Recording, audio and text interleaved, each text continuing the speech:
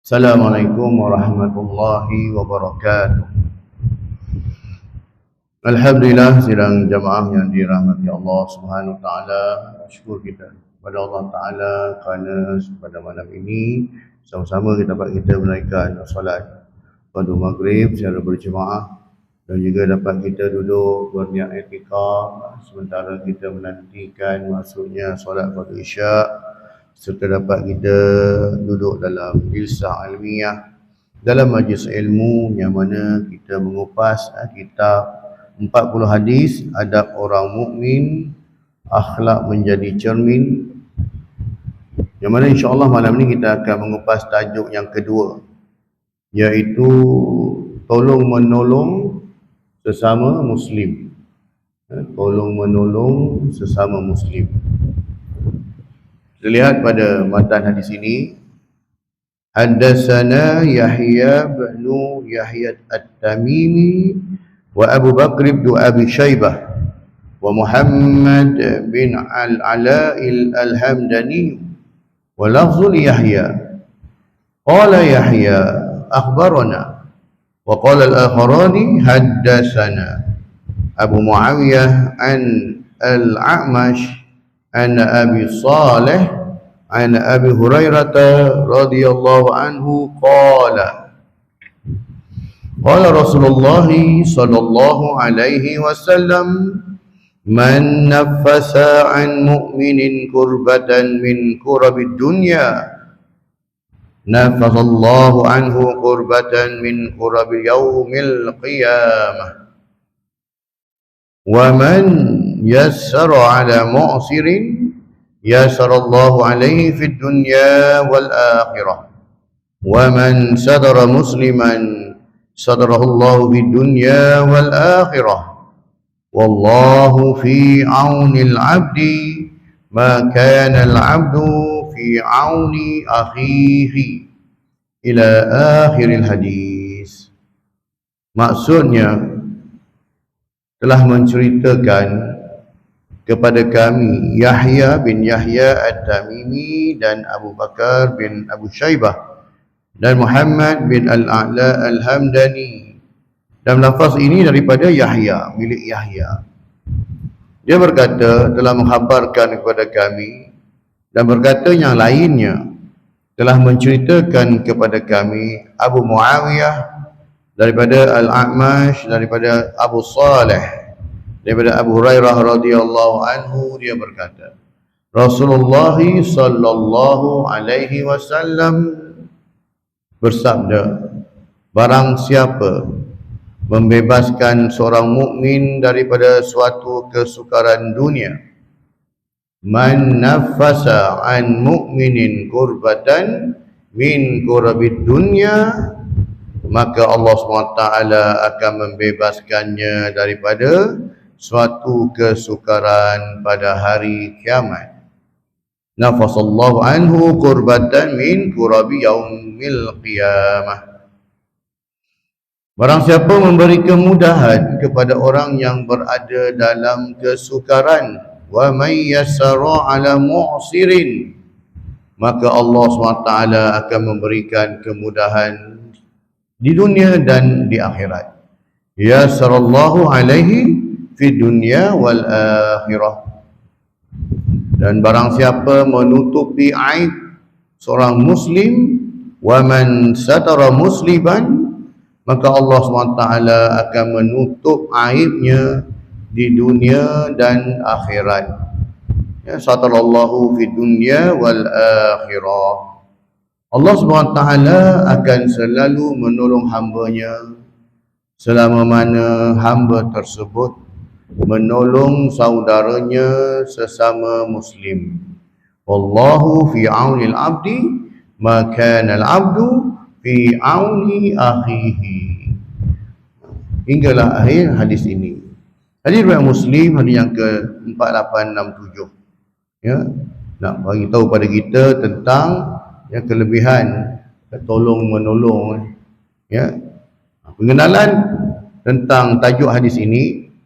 Tolong menolong dari segi bahasanya ialah dalam bahasa Arab dan disebut ta'awun. Ya, bantu membantu, tolong menolong. Jadi bila sebut tolong menolong tu dia ada give and take lah. Ya, maksudnya dia ada timbal balas kat situ. Ya, bila kita menolong seorang, dia bantu kita balik. Ya, dia ada timbal balas. Dia bukan tolong je kan, tapi dia ada menolong. Maksudnya saling lah, bantu membantu. Ya, jadinya tolong menolong ni dalam bahasa Arab disebut sebagai ta'awun, minta bantuan, ya, minta sokongan. Manakala perkataan menolong pula ialah memberi bantuan, ya, memberi sokongan. Jadi tolong menolong dari segi istilahnya ialah pengertian ta'awun adalah sifat tolong menolong atau saling membantu di antara sesama manusia dalam perkara kebaikan dan takwa. Yang dianjurkan oleh agama ialah anjuran agama tentang bab tolong-menolong ni dalam perkara-perkara kebaikan, ya, dalam perkara-perkara agama.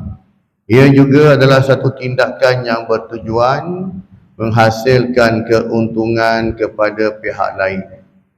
Dalam ajaran Islam, tolong-menolong merupakan kewajipan setiap Muslim, ya, satu arahan wajib, iaitu kita mesti membantu saudara kita. Ya. Dalil daripada Al-Quran dan Hadis, ya, daripada surah Al-Ma'idah ayat yang kedua. Seperti mana firman Allah SWT, A'udzubillahi minasyaitonirrajim. Wa ta'awanu 'alal birri wat taqwa wa la ta'awanu 'alal itsmi wal 'udwan wattaqullaha innallaha syadidul 'iqab. Maksudnya, dan tolong menolonglah kamu dalam mengerjakan kebajikan dan takwa. Itu satu arahan. Dalam perkara baik kita mesti bantu. Nah, dalam perkara kebaikan, apa saja perkara yang mendapatkan, yang mendatangkan pahala, menghasilkan pahala ini, kita kena tolong. Ya. Jadinya baik menolong itu dari segi sudut bantuan tenaga kita sendiri, ataupun dalam bentuk sokongan motivasi, ataupun dalam bentuk kewangan, harta, maliyah, ada bentuk tu. Dan Allah Ta'ala juga melarang wala ta'awanu 'alal ismi wal 'udwan. Dan jangan tolong menolong dalam berbuat dosa dan pelanggaran, walaupun perkara itu dapat habuan. Nah, dia tolong seorang itu buat satu menyalahi perkara agama, makanya dapat habuan dari situ. Ya, makanya tak apalah, dia rasalah habuan dunia tersebut, tetapi di akhirat nanti, ya, dia tidak terlepas daripada hukuman Allah Subhanahu Wa Taala. Sebab anjuran agama dalam bab baik tak ada masalah, walaupun perkara yang kecil sekalipun, walaupun perkara yang dipandang remeh. Tak, perkara remeh apa dia? Dan kita tolong buang halangan di jalanan, mudahkan usaha orang. Ya, makanya benda-benda yang agak remeh pun, tapi dia ada nilai di sisi Allah SWT. Dan Allah Ta'ala sebut apa lagi? Wattaqullah, dan bertakwalah kamu kepada Allah Subhanahu Wa Taala. Dan takutlah kamu pada Allah Subhanahu Wa Taala. Ya, dalam bab buat kebaikan tadi, kita mengharapkan ganjaran Allah SWT. Manakala dalam bab buat dosa ni kita takut ancaman Allah Subhanahu Wa Taala. Kadang-kadang kita tengok ayat Quran, ya, ada kita baca habis dulu. Sesungguhnya Allah SWT amat berat seksanya. Kan? Allah SWT amat berat seksanya. Banyak dalam ayat Quran bila sebut tentang neraka ni, Allah Ta'ala bagi ancaman yang cukup keras. Sesungguhnya Allah Ta'ala amat berat seksanya, walahum azabun azim, tahu azab yang besar, azab yang hebat. Ya, Allah Ta'ala gambarkan neraka itu begitu dahsyat kali dia punya hukumannya, siksaan dalam tu cukup dahsyat. Kenapa Allah Ta'ala bagi tahu kita macam tu? Dan Allah Ta'ala bagi tahu tentang syurga juga ni, syurganya cukup indah, cukup tak tergambarkan oleh akal fikiran kita dah. Ancaman yang Allah Ta'ala bagi itu, ya, ibadat seorang ayah yang sayang pada anak dia supaya tidak melakukan kerosakan. Ya, kadang-kadang diberi ancaman. Kan, adik jangan buat macam ni, Alung jangan macam ni, Alung. Nanti kalau buat macam ni dapat dia macam ni tak. Kau buatlah macam ni, nanti masuk penjara nanti. Nanti bukan kau masuk penjara, mak ayah pun masuk penjara dah. Saja je nak ni kan, nak getak. Kan? Supaya apa? Supaya jangan buat. Kan? Allah Ta'ala gertakkan kita ni dengan hukuman neraka ni, cerita tentang azab neraka supaya jangan buat. Kau tahu tak, aku dah bagi tahu dah, neraka ni macam ni keadaannya. Ya, siasaan neraka tu, makanan dalam neraka tu buah zakum, nak minum dengan minuman nanah, lendir, hanyir semua tak. Awal-awal Allah Ta'ala dah bagi tahu kita di dunia supaya jangan buat. Maksudnya dosa itu bukan hanya digambarkan dalam bentuk yang begitu abstrak. Kita pun tak tahu macam mana rupa dosa besar macam mana pun, rupa dia apa tahu. Tapi Allah Ta'ala bagi ancaman dengan neraka. Ya, orang yang banyak dosa dia akan masuk neraka, begini azabnya dalam neraka. Allah Ta'ala ceritakan. Tak? Supaya apa? Supaya jangan buat. Tapi kalau dah degil juga, buat juga. Buat macam mana? Degil juga, dah bagi tahu dah. Di dunia dah bagi tahu, jangan mencuri, jangan ambil hak orang, jangan menzalimi orang, jangan fitnah orang. Jangan sebarkan benda yang tak pasti. Tak, jangan menghina orang, jangan memburukkan orang, jangan kata macam-macam semua menyebut. Orang yang mengumpat, menghina orang, dia akan dipotong lidah dia, semua cerita dah. Kita pun tak tergambar macam dia dipotong lidahnya. Kan? Orang yang makan api, mulut dia, orang yang memfitnah orang, kan, diberi azab begini. Ya, diberi gambaran akal supaya kita tengok pada lebih dahsyat, padahal azab itu lebih dahsyat apa yang kita gambarkan. Supaya jangan buat. Tapi kalau buat juga, terimalah. Kalau buat juga, dah bagi tahu jangan buat, digambarkan dengan ancaman. Tapi kalau buat juga, terimalah. Sebab bila kita nak cerita dosa ini dua dah, dengan Allah SWT, dengan makhluk, dengan manusia. Dengan Allah SWT tidak ada masalah tuan. Kita bertaubat sungguh-sungguh. Mungkin zaman jahiliah kita dulu tak banyak kita buat dosa, kita minta ampun kepada Allah Ta'ala. Tapi bila dosa dengan manusia ini, dia tak jadi dengan minta ampun. Ya, nak kena percaya orang tu. Ini yang Allah Ta'ala bagi gambaran. Jangan fitnah orang, jangan menghina orang. La yasar qaumun min qaumin asa ayyakunu khairan minhu. Jangan kau menghina orang, jangan mencela orang. Boleh jadi orang yang kau cerca itu lebih baik daripada engkau, lebih mulia daripada engkau. Cuma mata engkau melihat dia itu hina, sedangkan di sisi Allah dia itu amat mulia. Dan asa ayyakuna khairan minhu. Boleh jadi orang tu lebih baik daripada engkau. Disebut begitu. Tapi bila manusia ini dia meletakkan sesuatu itu pada mata kasar, dia melihat macam ni. Orang ni tak mulia, orang ni hina, orang ni patut dihina, orang ni patut dijijik, macam-macam kan. Makanya Allah Ta'ala bagi ancaman. Ini sebut tadi ni. Ya. Sebab tu dalam perkara keburukan, walaupun mendapat habuan dunia, Allah Ta'ala jangan buat. Jangan. Ya. Sebab azab Allah tu pedih. Sisaan Allah tu cukup dahsyat. Dah bagi tahu ancaman. Kalau buat juga, terimalah. Terimalah akibat dia dah. Berani buat, berani tanggung je lah, itu je lah. Rasulullah SAW telah mengajarkan bahawa perumpamaan tolong-menolong dalam bermasyarakat adalah bagaikan sebuah binaan bangunan. Sabda baginda Nabi SAW yang bermaksud seorang Muslim dengan Muslim yang lain bagaikan sebuah bangunan yang saling memperkuat antara sebahagian dengan sebahagian yang lain. Yashuddu ma ba'at, maksudnya saling kuat menguatkan. Sambil Rasulullah SAW memasukkan jari dia tunjuk. Kan? Orang Muslim, orang mukmin dengan orang mukmin ni ibarat satu bangunan yang saling mengukuhkan. Dia tunjuk, saling mengukuhkan, tarik tak mahu ni, kuat menguat, saling menguatkan. Jadi ibarat batu bata yang disusun untuk membina bangunan diletak itu dan diletakkan dengan simen, maka bata ni menguatkan antara satu sama lain, jadilah sebuah bangunan yang kukuh. Jadilah bangunan yang kukuh. Itu Rasulullah menggambarkan tentang hubungan antara seorang Muslim dengan Muslim yang lain. Muttafaqun alaih, hadis riwayat Bukhari dan Muslim. Keterangan pada tajuk ini, Rasulullah SAW memberi pengajaran kepada kita agar saling tolong menolong. Tolong menolong ataupun disebut sebagai ta'awun merupakan keperluan dalam hidup manusia. Sebab kita tak boleh hidup seorang-seorang. Ya, pakaian kita pakai pun bukanlah kita jahit sendiri. Kalau betul orang rumah kita yang jahitkan pakaian kita ini, kainnya itu bukan kita yang tenun, beli kedai juga. Maksudnya bukan buat sendiri punya. Ya, makanan yang kita makan pun bukanlah kita buat sendiri. Dah, beras padi yang kita makan itu pun kita beli kat luar je, hasil daripada petani ni. Bukan kita tanam padi belakang rumah kita.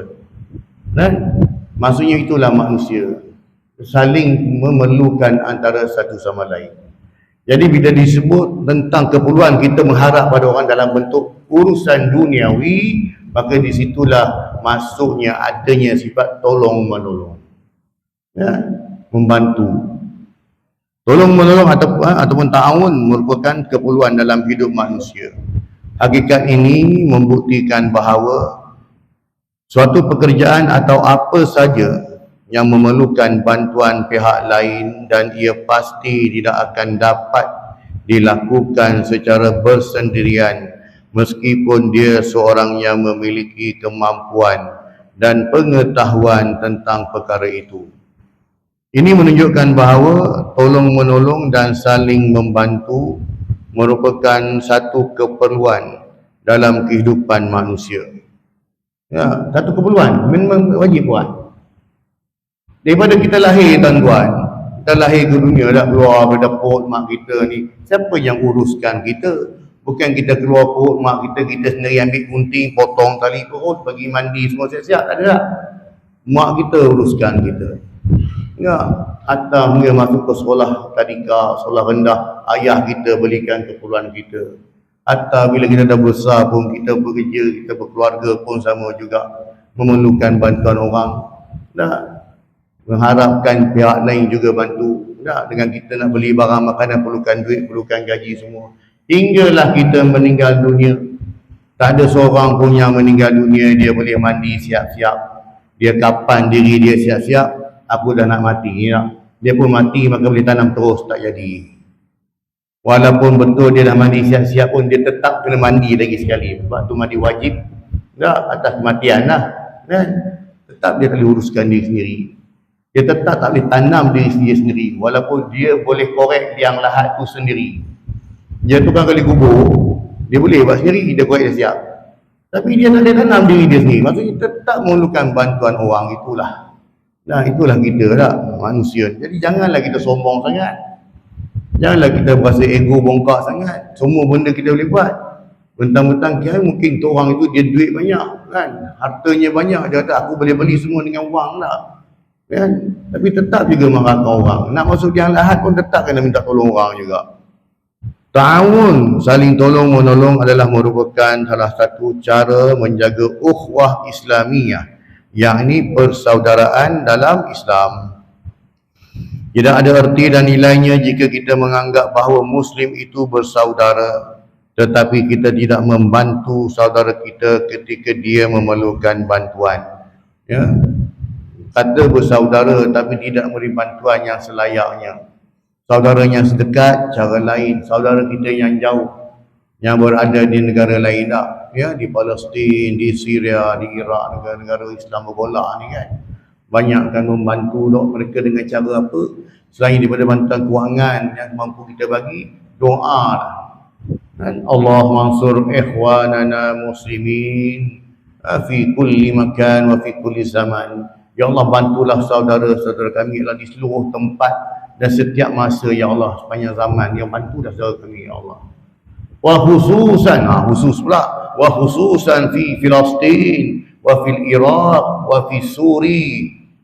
Khususnya di Palestin, di Iraq, di Palestin, di mana lagi, Rohingya, mana sebutlah. Dan boleh sebut cara umum lagi tak? Jadi maksudnya doa. Doa itu satu benda yang cukup berkesan. Doa silahul mu'min. Doa itu ada senjata orang mukmin. Maka dengan berdoa tuan-tuan, dia cukup berkesan. Dan malah kita tidak menolongnya ketika dia ditimpa kesusahan serta belas kasihan ketika dia berada dalam keadaan lemah. Maka tidak sepatutnya kita demikian. Dan pengajaran hadis ini yang pertamanya ialah beberapa pengajaran yang boleh kita ambil daripada hadis di atas berkaitan dengan sikap tolong menolong. Antaranya ialah yang pertama, poin daripada hadis yang kita bacakan tadi, matan hadis tadi itu, ya, seorang muslim adalah saudara terhadap muslim yang lain. Ini surah letak dulu. Islam juga demikianlah, kan, dalam wahyu Al-Quran pun demikian. Allah letak dulu, bila mana seorang itu mengucap 2 kalimah syahadah, maka dia adalah saudara kita automatically. Terbatal siapa kaumnya, apa bangsanya, apa rupa kulitnya, apa pertuturannya, latar belakangnya, semua terbatal. Bila dia mengucap kalimah syahadah saja, dia saudara kita. Nah, itu umum, ya, automatically, ya, tak kira siapa pun daripada negara mana sekalipun. Makanya bila mana dia seorang mukmin, dia tidak boleh tidak boleh menganiaya dan tidak akan dianiaya oleh orang lain. Tidak boleh kita menzalimi dia. Kan? Tambah pula kalau kita punya kuasa, kita menzalimi orang bawah kita yang seagama dengan kita. Bila sebut zalim tu maksudnya tuan-tuan, melakukan sesuatu perkara di luar batasan kemanusiaan, di luar batasan undang-undang. Ambil hak dia di luar, kan? Dengan sebab kita ini punya satu kuasa, mungkin ambil hak dia dengan tu. Kan, menzalimi lah tu. Kan, kalau ambil dengan cara peraturan, contoh orang yang mencuri, kita ambil balik hak harta tu, tak adalah kita menzalimi dia dah. Kita ambil hak balik orang yang dicuri, kita pulangkan balik orang yang kena curi tadi. Tidaklah kita menzalimi orang yang mencuri, tapi dia akan dihukum atas perbuatannya itu. Tidaklah dikatakan zalim, sebab dia masih melakukan kesalahan dalam lingkungan peraturan. Maksudnya dia telah melanggar peraturan, apa tu kena ambil tindakan lah. Tetapi yang dikata zalim ini bila mana dia masih dalam keadaan mengikut peraturan, tapi dizalimi dia, ya, hingga mengeluar, hingga apa, mengatasi peraturan yang ada. Ya. Dengan sebab apa? Dengan sebab kita berkuasa mungkin. Ini kerana penganiayaan merupakan satu kezaliman yang tidak berperi kemanusiaan, maka ditolak oleh semua masyarakat dunia. Antara perkara yang perlu dibimbangi, ya, ialah ketika sekiranya, ya, orang yang melakukan kezaliman tersebut, ya, terkena doa orang yang kita aniaya, fitnah ataupun dizalimi. Yang sebab apa? Ini kerana doa mereka tiada hijab dan akan terus diperkenankan oleh Allah Subhanahu wa taala. Betul hadis juga sebut, takutlah kamu akan doa orang-orang yang dizalimi. Takut. Kerana apa? Doa orang yang kena zalim ini, dia ni tidak ada hijab, tak ada roadblock, terus naik kepada Allah SWT sahaja. Ya, tak ada tapis-tapis lagi, dah terus naik direct. Takutlah kamu, kata takutlah. Sebab orang yang kena zalim ni, doa dia Allah Ta'ala tak tolak. Ya. Kadang-kadang orang kata, tak kena pun, bukan sekarang, satu hari kau tetap kan kena. Tak akan terlepas punya dah. Jadi berhati-hati. Kan?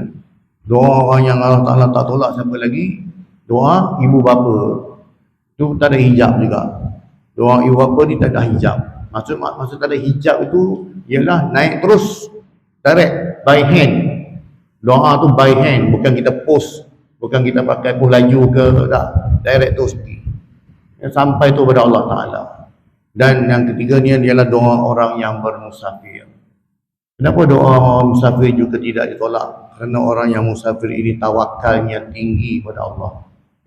Dia keluar rumah tu, ya Allah, aku nak musafir, nak pergi sama ada atas urusan pekerjaan ataupun urusan keluarga, urusan memenuhi jemputan. Dia bermusafir jauh dah, keluar daripada kampungnya itu, tawakalnya serah pada Allah. Ya Allah, kau pemudahkanlah urusan kami, ya Allah. Ya Allah, keselamatkanlah perjalanan kami, ya Allah, pergi dan balik. Dan juga engkau peliharalah orang yang kami tinggalkan ini. Nanti kita akan masuk nanti dalam bab adab musafir. Kan? Kita doakan tentang diri kita supaya kita selamat pergi dan balik. Kita doakan juga orang yang kita tinggalkan supaya mereka juga dipelihara oleh Allah Subhanahu Wa Taala. Kan? Jadi ini 3 doa yang mana Allah Subhanahu Wa Taala tak tolak. Jadi takut, ya, terutama orang yang zalim, ya, melakukan kezaliman. Sebab kezaliman ini bukan kita cerita tentang berkuasa saja tuan-tuan. Yang melakukan zalim juga ialah dalam bentuk kita ni menjatuhkan maruah saudara kita. Dalam keadaan dia tidak berupaya untuk membela diri dia. Contoh apa mudah tuan-tuan? Ni media sosial ni. Nah, media sosial ni pun dia boleh sebarkan fitnah ini sekejap saja satu dunia boleh tahu. Tak ada masalah tak? Tapi bila mana nak minta maaf, kan, kecil je dah. Saya minta maaf. Tapi tak diviralkan pun yang tu. Tapi fitnah tadi telah diviralkan. Waktu dia sebarkan berita yang palsu tadi, dia mengaibkan saudara dia tadi, menghina saudara tadi, cepat saja tersebar. Orang forward laju je. Kejap ni, dah masuk TikTok, masuk Facebook, Instagram ada, Twitter ada, semua ada. Kan? Tapi bila orang yang dizalimi, difitnah tadi mengambil tindakan, dia minta maaf, makanya benda tu tak keluar apa macam tu. Dan orang yang menerima berita fitnah pun, dia pun tak dapat berita itu. Jadi berhati-hati. Ya, walaupun benda tu mungkin dia telah minta maaf, tetapi orang yang masih percaya bahawa benda itu adalah benar pada fitnah. Kisah apa tuan-tuan? Sayyidatina Aisyah difitnah. Ya. Tentang apa? Allah Taala ceritakan, nukilkan dalam surah An-Nur. Bagaimana Sayyidatina Aisyah difitnah oleh orang-orang munafik. Dan hampir ada sahabat yang percaya. Sampai ada sahabat yang percaya bahawa betul Sayyidatina Aisyah dibuat. Baik tuan-tuan bayangkan. Zaman Rasulullah yang tak ada Twitter, tak ada Facebook, tak ada Instagram, tak ada media sosial macam ni. Orang munafik dia punya pandai, dia create cerita tu. Sampai sahabat Nabi boleh percaya tuan. Nah, dia sebarkan benda ni. Ya. Sayyidatina Aisyah dah buat benda buruk dengan Safwan. Kan, sahabat Nabi juga. Kan, dalam kisah tu. Kan, kemudian apa? Bila nak dibersihkan balik, fitnah ini bukan boleh dibersihkan oleh mulut manusia juga. Bukan Rasulullah yang bersihkan Sayyidatina Aisyah, tapi Allah SWT yang bersihkan Sayyidatina Aisyah. Turun wahyu juga membersihkan Sayyidatina Aisyah. Maksudnya bukan benda main-main. Fitnah ni orang dah sebar, dah percaya. Hatta Nabi sendiri pun tak boleh nak bersihkan. Wahyu juga yang turun kena bersihkan. Baru orang terima. Baru sahabat Nabi boleh. Punya fitnah benda ni. Bayangkan tuan. Hebat tak hebat kan? Tambah kalau akhir zaman macam ni tak. Oh, sekejap sangat fitnah tersebar kan? Mudah. Orang yang terima tu, bila dia terima saja, siapa cakap? Orang ni cakap, confirm betul. Dia dah telan lah. Tapi bila mana benda tu ternyata fitnah, yang tu dia tak terima. Adapun dia akan kata apa? Alah, dia ni sebab apa dia minta maaf, sebab apa takut nanti masuk mahkamah. Tapi benda tu betul. Bukannya salah, benda tu betul. Tapi sebab nak ambil tindakan, jadi orang tu pun minta maaf lah. Dia masih kata lagi macam tu. Maksudnya dia masih percaya benda tu betul. Kan? Itulah bahayanya fitnah tuan-tuan. Bukan pasal yang dia tarik tadi, dia tarik balik kenyataan dia tersebut sebab nanti takut nanti masuk mahkamah kena hukum macam-macam. Kan? Tapi benda tu betul sebenarnya. Kan? Dia orang saja malah nak panjang-panjangkan. Itu. Inilah bagus hari ni tuan. Ujian hari ni. Hebat tak hebatnya fitnah tu. Kan?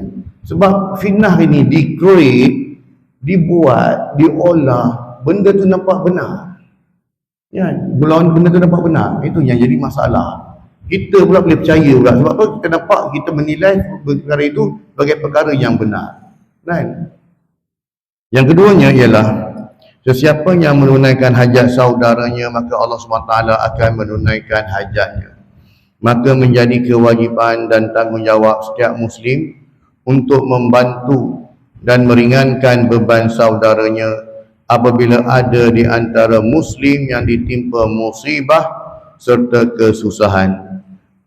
Orang yang berbuat demikian, maka Allah SWT akan memperkenalkan hajatnya. Kalau kita ada hajat tertentu tuan-tuan, kita tunaikan hajat orang. Kita tunaikan hajat orang. Apa yang dia nak kita mudahkan urusan orang. Kan insya-Allah Allah Taala akan mudahkan urusan kita. Sebab kita bantu Allah ni bukanlah dengan cara kita bantu, tak ada bentuk bantuan pun, ada bantu Allah. Tapi Allah Taala kata apa? Bantu Allah dengan kita membantu saudara-saudara kita. Kan? Dalam hadis juga di Muslim sebut, ya, Allah sebut Allah Taala sakit. Kan? Ya, jadi wahai hamba-Ku, ketika aku sakit, mafhum macam nilah. Kan? Kau tak ziarah aku pun, kita pun boleh. Macam mana kita nak ziarah Allah SWT? Dah, maksud sini ialah ketika saudara kita sakit, kita pergi ziarah kita, seolah kita pergi ziarah Allah Ta'ala. Maksudnya besarnya pahala orang yang pergi menziarahi orang yang sakit. Dah, sebab orang sakit ni dia memerlukan motivasi, dia memerlukan semangat pada kawan-kawan dia. Tapi jaga tuan-tuan, adab berziarah orang sakit. Kadang-kadang sahabat yang kita pergi ziarah tu dia pakai oksigen, kadang-kadang cucuk sini habis semua pakai. Janganlah kita menjatuhkan maruah dia, ambil gambar selfie kan sakit.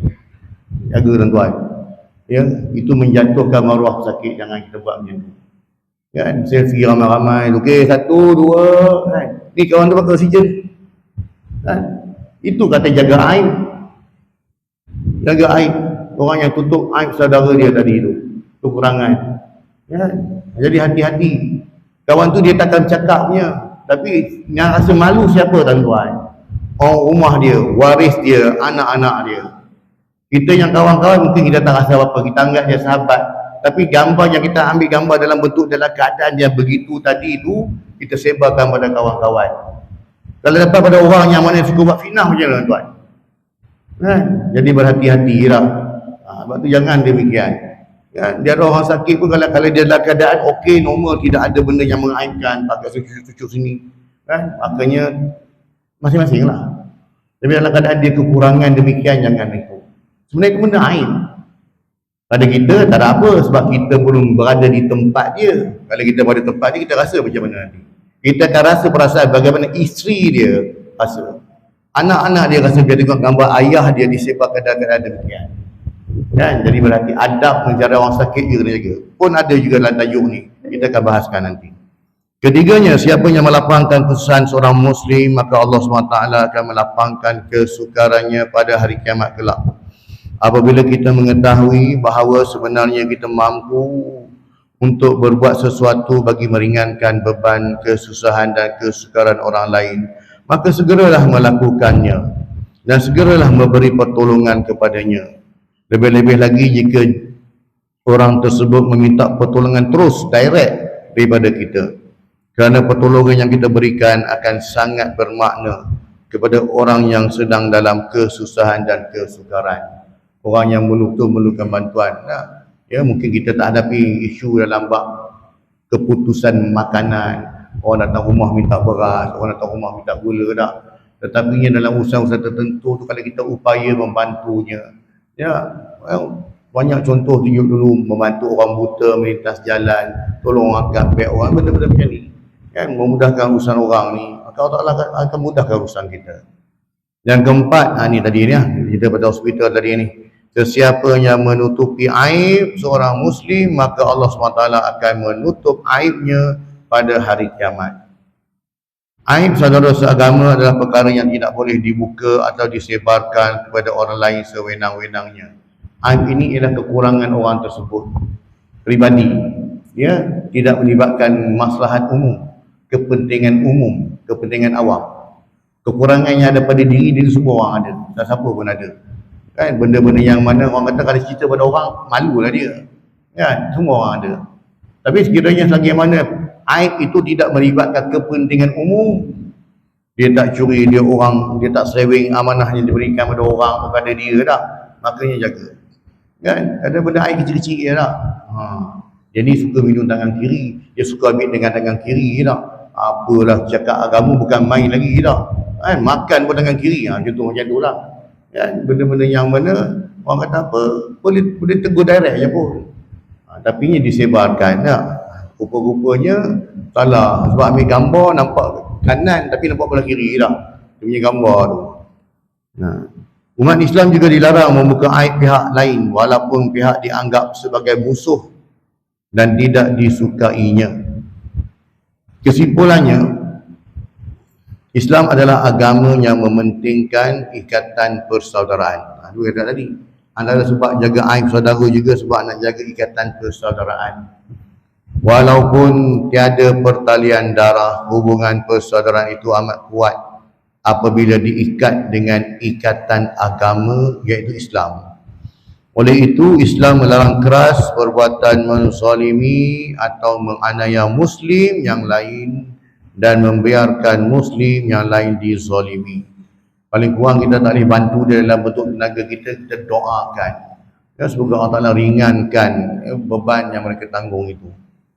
Yang keduanya, seorang Muslim hendaklah berusaha membantu saudaranya yang berada dalam kesukaran atau penderitaan. Apabila seorang Muslim membantu saudaranya dengan ikhlas, maka Allah SWT akan memberikan balasan terbaik untuk dia, iaitu dia akan dilepaskan daripada kesukaran terbesar dan terberat, iaitu kesukaran pada hari kiamat. Dan yang ketiganya, kesimpulan yang ketiga, betapa besarnya nilai persaudaraan dalam Islam sehingga ia telah menjadi tanggungjawab setiap Muslim agar menutup aib atau keburukan saudara Muslim yang lain. Ya tuan, wallahu ta'ala alam. Itu tentang tajuk yang kita telah kupas tadi. InsyaAllah pada kuliah yang akan datang kita akan masuk kepada tajuk yang ketiga, iaitu kelebihan bersedekah dan bersikap pemurah. Sesungguhnya apa yang baik daripada Allah SWT, sebarang kelemahan dan kurang saya ampun dan maaf daripada kelemahan diri sendiri. SWT kurniakan kepada kita kefahaman dan kekuatan untuk kita amalkan dan sampaikan insyaAllah. A'udzubillahi minasyaitonirrajim. Bismillahirrahmanirrahim. Alhamdulillahirabbil alamin wassalatu wassalamu ala Muhammad wa ala alihi wa sahbihi ajmain. Allahumma rabbana zidna ilma warzuqna al-fahma wa amalan maqbula. Allahumma ja'al jam'ana hadza jam'an marhuma wa tafarruqana min ba'dihi tafarruqan ma'suma. Allahumma rabbana atina fid dunya hasanah wa fil akhirati hasanatan wa qina adzaban nar. Wa sallallahu alaihi Muhammad wa ala alihi wa sahbihi baraka wa sallam. Walhamdulillahil alamin. Subhanakallah bihamdika asyhadu an la ilaha illa anta astaghfiruka wa atubu ilaik. Assalamualaikum warahmatullahi wabarakatuh.